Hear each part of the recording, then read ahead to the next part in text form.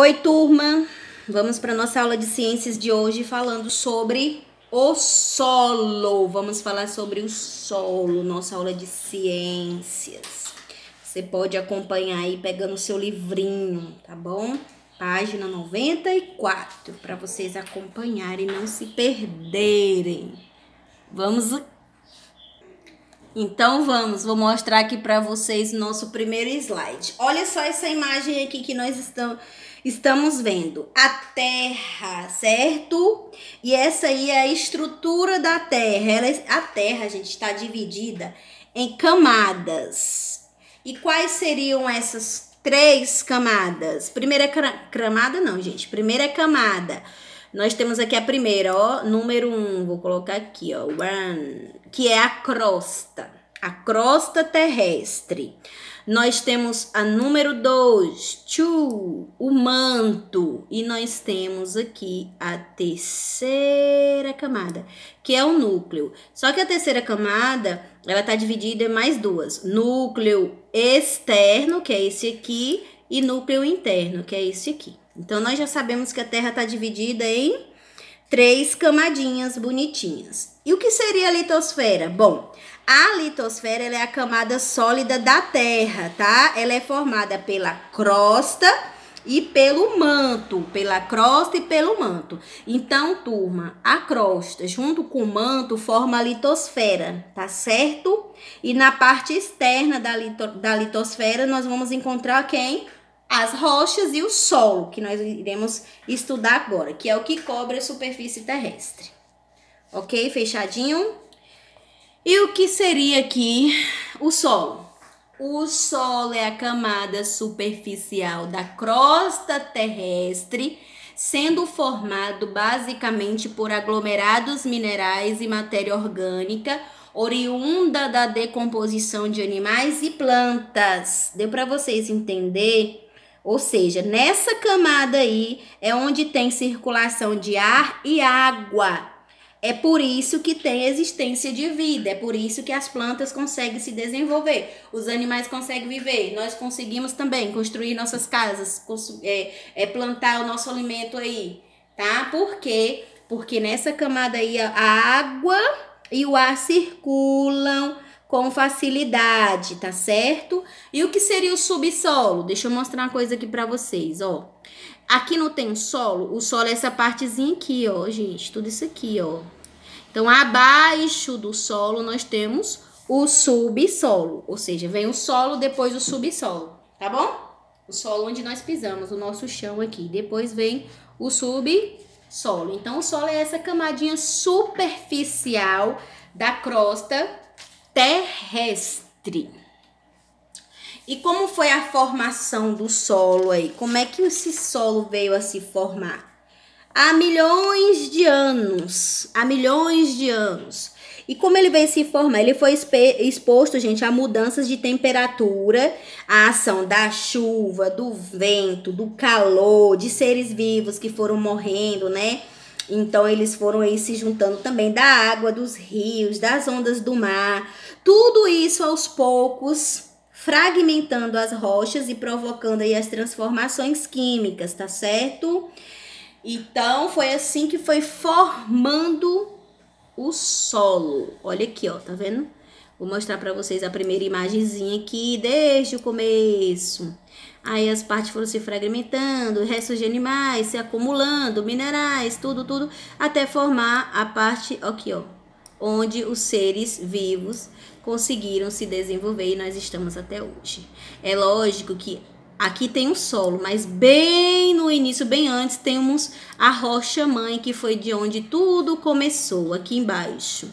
Depois foram vindo, né? As partículas foram se quebrando, a ação do vento, a ação da chuva, e aí foi resultando em alterações, decomposições de matéria orgânicas como seres vivos, e aí surgiu essa camadinha que é onde nós moramos, ou seja, estamos, construímos e plantamos, tá certo?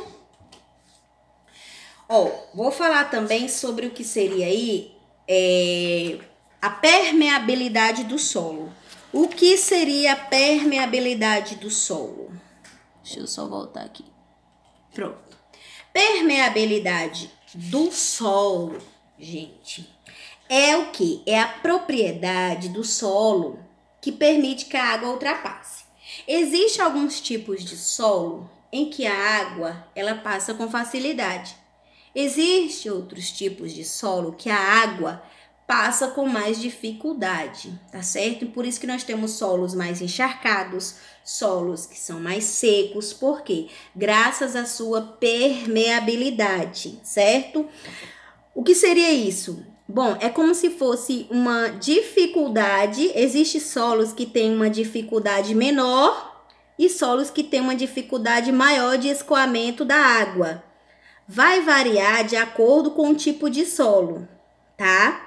Então, eu tenho aqui a primeira imagem, essa daqui, ó, primeira, onde eu tenho areia, aqui na pontinha um algodão, que é para mostrar para vocês a permeabilidade, e água. Quando ele despejar essa água aqui, o que vai acontecer? Como a areia ela é mais permeável, ou seja, a água passa com mais facilidade, a água vai chegar aqui embaixo bem mais rápido, tá? Já na segunda imagem, nós temos aqui um solo argiloso.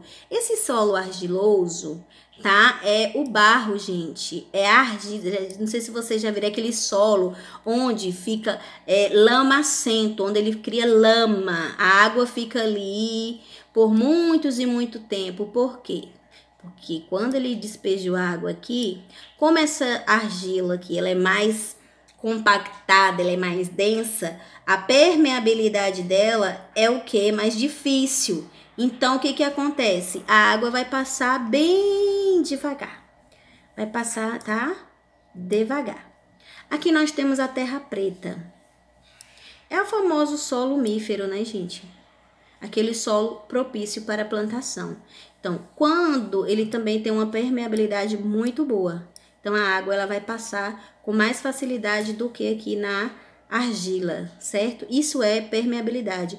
É a facilidade ou dificuldade da água escoar, certo? Da água ultrapassar, digamos assim, tá bom? Então, vamos aqui. Temos também os tipos de rochas, tá? Até porque o solo ela veio de rochas, tá? As rochas aí é a base de tudo. O solo surgiu aí da rocha mãe, tá? Então, as rochas elas foram se fragmentando, quebrando-se em pedaços menores, até formarem pequenos grãos de areia, argila ou calcário, tá certo? Então, esses pequenos grãos aí tem também uma mistura de resto de seres que já morreram, como animais e vegetais. Aí, vai se acumulando, né? A chuva, o vento desintegram a rocha e vem os líquens, as raízes das plantas vão atuar aí na desagregação dessas rochas até formar uma camada de solo capaz de sustentar as plantas, tá bom? E existe 3 tipos de rochas. Nós temos as rochas ígneas. Essas ígneas são chamadas de rochas magmáticas. Depois vocês vão entender por que elas são assim chamadas. Nós temos as sedimentares e as metamórficas. Vamos começar primeiro aqui, ó, com as magmáticas. Por que elas são assim chamadas?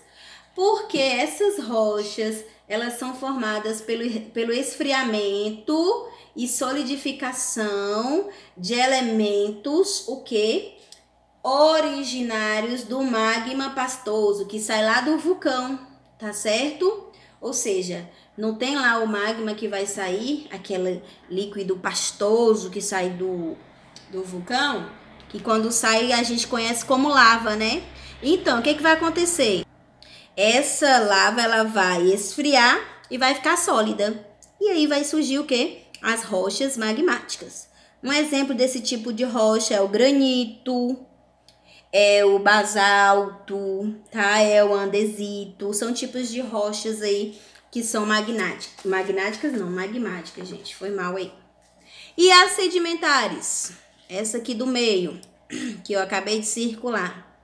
As sedimentares, esse tipo de rocha aqui, a formação dele vem a partir do acúmulo de resíduos de outros tipos de rochas, tá? Ou seja, os resíduos de outros tipos de rochas vai formar as rochas sedimentares. Como vocês podem observar aqui, ó. Essa aqui mesmo tem colorações diferenciadas, tá vendo? Um lado mais escuro, aqui mais branco, aqui já avermelhado. Então, são restos de outras rochas que se acumularam e formou as sedimentares. Quer ver um exemplo? Um exemplo de rocha sedimentar é a areia, a argila, o calcário. Tudo veio de outras rochas. E as metamórficas? Bom, as metamórficas, elas são formadas pela transformação de rochas, o quê? Magmáticas e sedimentares que se modificam com o tempo, apresentando uma forma diferente ou novas, né, minerais em sua composição. Então, ela vem o quê? Ela vem das magmáticas e das sedimentares. Aí formam as metamórficas. Um exemplo é o gneiss, a ardósia, né, o mármore. São formação de outras rochas. Por exemplo, o gneiss, ela é formada a partir do granito, que é uma rocha magmática. A ardósia ela é originada da argila, que é uma rocha sedimentar, né? E o mármore é uma formação calcária, tá? Que é também uma rocha sedimentar, tá certo? Então, esses são os 3 tipos aí de rocha que nós temos. Ó, outra coisa que acontece muito, com muita frequência no solo é a erosão. Como vocês podem perceber, a erosão são essas crateras aí, tá vendo, gente? É um processo de desgaste, tá? É onde o solo sofreu um desgaste muito grande. Ou seja, o transporte e sedimentação do solo, dos subsolos e das rochas como efeito da ação dos agentes erosivos. Que agentes são esses? Quem é que provoca isso aí, professora? A água. O vento provoca, ou seja, o vento muito forte vai fazendo o transporte de partículas de rochas e aí vai formando essas crateras. A água também, a água da chuva, a água de rios, vai formar essas crateras aí. Isso é que é erosão, tá certo? O processo de desagregação das partículas de rochas, né, é ocasionado pela ação do intemperismo. O que seria o intemperismo? São processos químicos, físicos e biológicos que provocam o desgaste dos solos e das rochas, tá? Então, gente, o processo de erosão, ele também pode ser classificado em erosão pluvial, que é com a ação da chuva, tá? Então, pode acontecer também. Tem a fluvial, que é a ação das águas dos rios.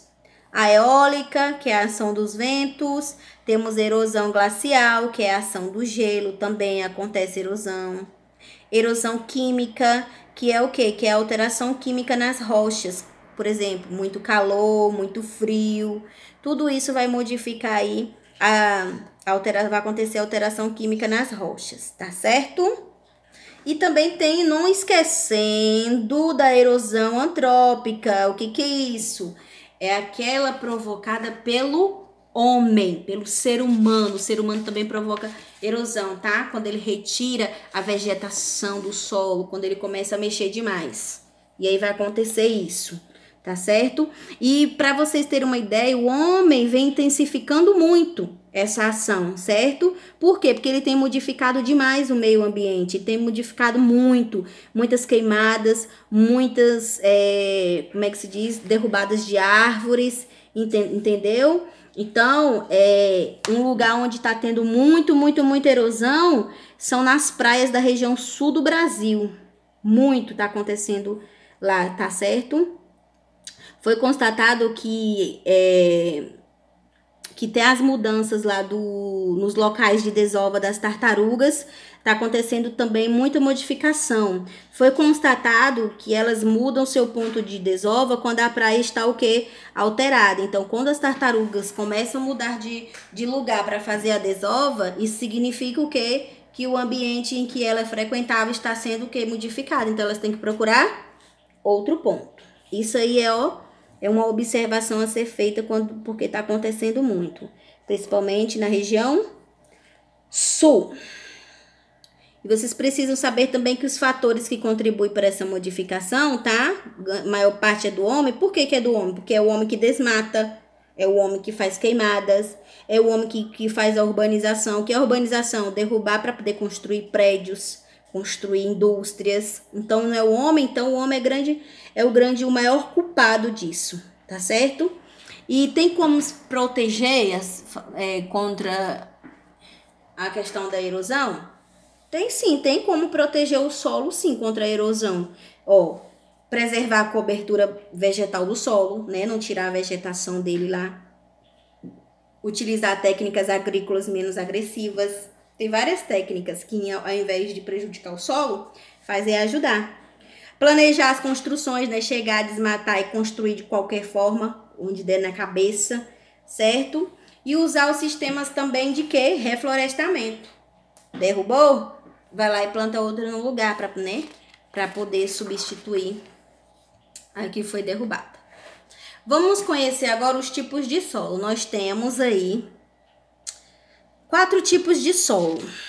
Na verdade, 4 tipos principais, né? Dentro desses 4 tipos principais, a gente vai estar citando aí alguns. Nós temos aqui os 4 principais, que é o arenoso, esse primeiro, o argiloso, o calcário e o solo humoso. Quem é que nós vamos verificar primeiro? Tcharam! O solo arenoso. Olha só alguns exemplos que eu coloquei aqui. O próprio nome já está dizendo, né, gente? Significa que na composição desse solo, qual é a maior parte? É de areia.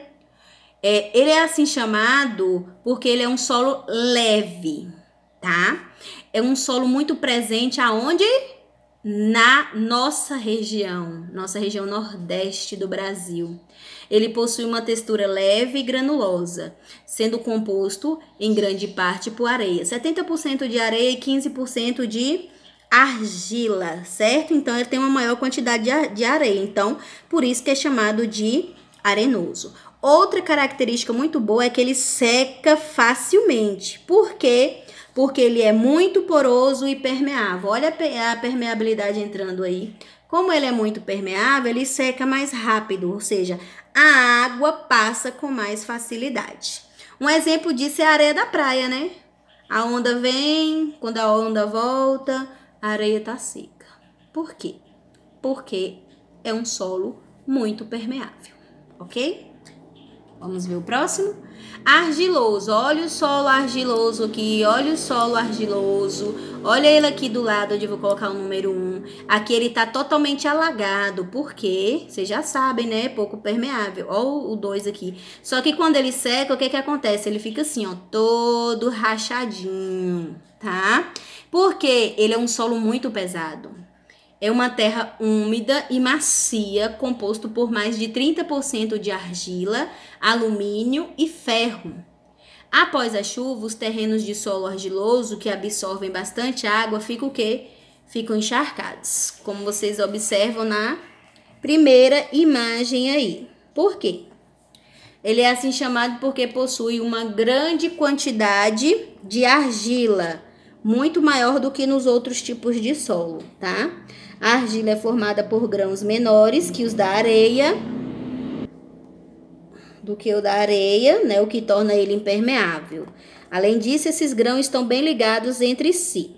Aí vai reter a água, os sais minerais em quantidade necessária para a fertilidade do solo e o crescimento das plantas. Mas se o solo tiver muita argila, vai ficar encharcado. Aí vai ficar cheio de poças após a chuva, tá certo? Ele também é conhecido como solo massapê e é muito encontrado em pântanos, tá, gente? Ele tem esse outro nome também. O terceiro é o solo calcário. Todas essas 3 imagens aí são exemplos de solo calcário. Ele tem pouco nutriente e uma grande quantidade de partículas rochosas em sua composição. Possui uma quantidade bem maior de calcário, tá certo? O solo calcário ele é inadequado para o cultivo de plantas. E ele é muito típico de regiões desérticas, certo? E é dele que é retirado um pó branco. Um pó branco ou um amarelo, né? Um amarelado, que pode ser utilizado aonde? Na fertilização dos solos destinados à agricultura. Então, esse pozinho branco que origina-se dele é acrescentado nos solos que são destinados ao quê? À agricultura.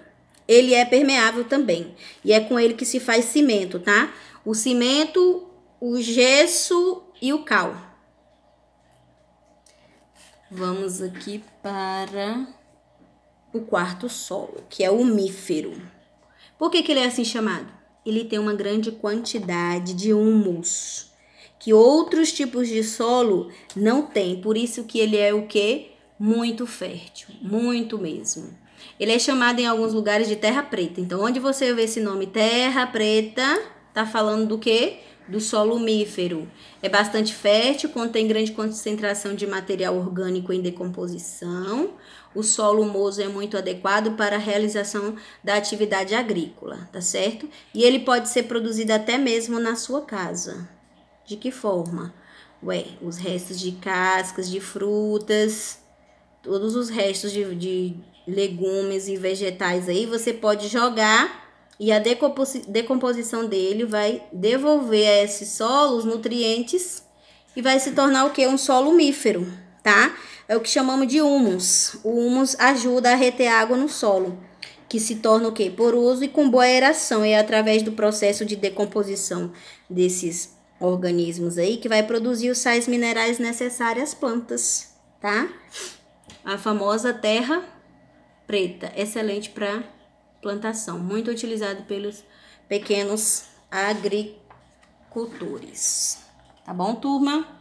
Então, foco nos estudos de vocês, façam a atividadezinha direitinho.